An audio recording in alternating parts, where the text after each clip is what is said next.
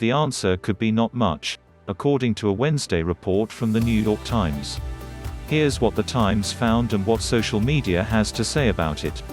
Why is anyone suspicious of Subway's tuna? The New York Times didn't randomly decide to test Subway's tuna sandwiches for their true tuna virtue.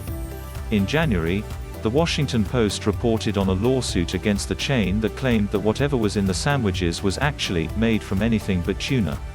This isn't the first time someone has questioned what's in Subway's food.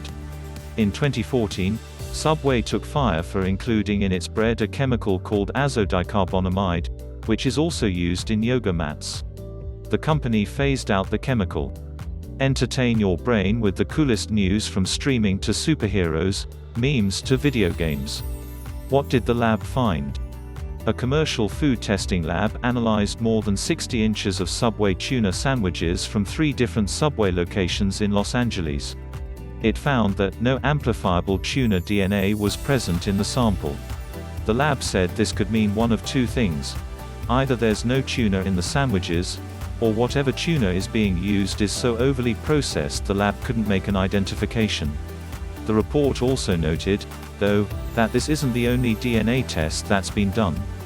Inside Edition sent samples to a lab as well, back in February, and did find tuna present in the samples tested. What does Subway say about all this? The fact is Subway restaurants serve 100% wild-caught, cooked tuna, which is mixed with mayonnaise and used in freshly made sandwiches, wraps and salads that are served to and enjoyed by our guests, the company said in a statement. Subway also noted that the plaintiffs in the lawsuit have backed off the claims somewhat. Even the plaintiffs have softened their original claims. In a new filing from June, their complaints centered not on whether Subway's tuna was tuna at all, but whether it was 100% sustainably caught skipjack and yellowfin tuna, the statement read. In addition, the company took issue with the idea of DNA testing. DNA testing is simply not a reliable way to identify denatured proteins, like Subway's tuna, which was cooked before it was tested, the statement said. Social media reaction. Not surprisingly, folks are poking fun at the situation.